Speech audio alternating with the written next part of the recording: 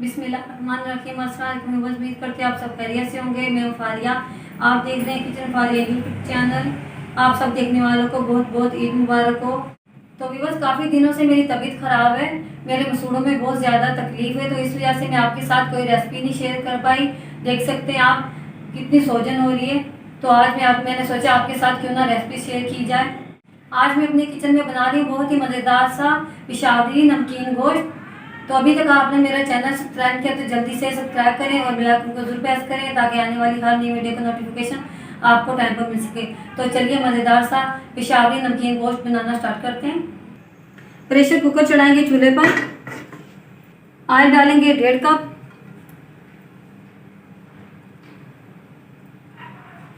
Oil को अच्छे से गर्म होने देंगे। ऑयल हमारा अच्छे से गर्म हो चुका है। लहसुन अदरक का पेस्ट ऐड करेंगे 2 चम्मच। हल्का सा फ्राई कर लेंगे।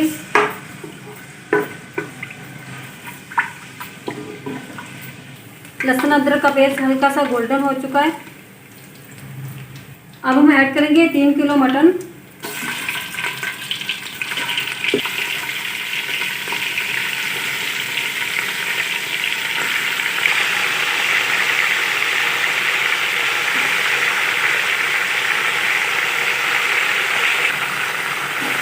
मिक्स करेंगे और कलर तब्दील होने तक फ्राई कर लेंगे।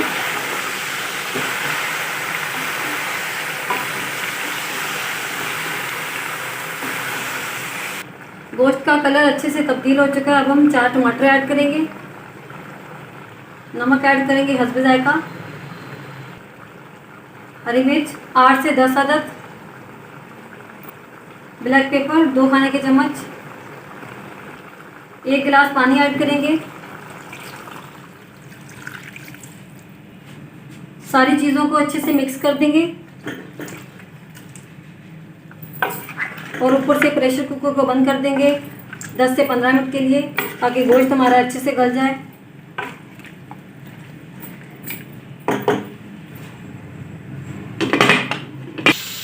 गोश्त को पकते हुए 10 से 15 मिनट हो चुके हैं। अब हम चूल्हे को बंद कर देंगे और ऊपर से प्रेशर कुकर का ढक्कन उतार देंगे।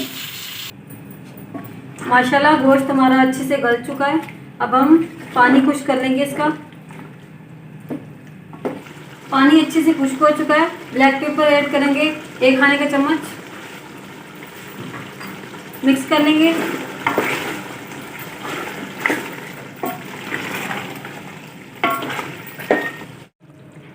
माशाल्लाह पेशावरी नमकीन गोश्त हमारा तैयार हो चुका है। अब हम चूल्हे को बंद कर देंगे।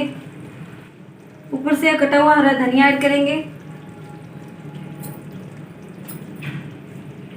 मिक्स कर देंगे।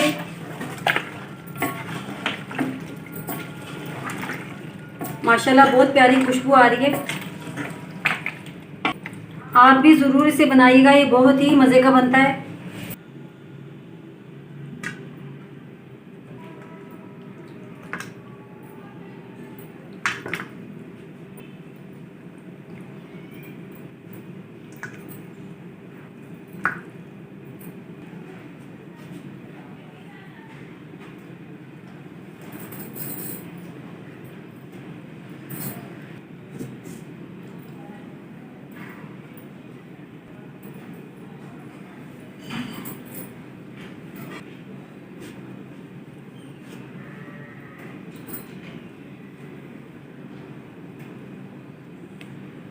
अगर आपको मेरी आज की रेसिपी अच्छी लगी हो तो लाइक करें, शेयर करें अपने दोस्तों के साथ और मुझे कमेंट बॉक्स में ज़रूर बताइएगा मेरी आज की रेसिपी आपको कैसी लगी।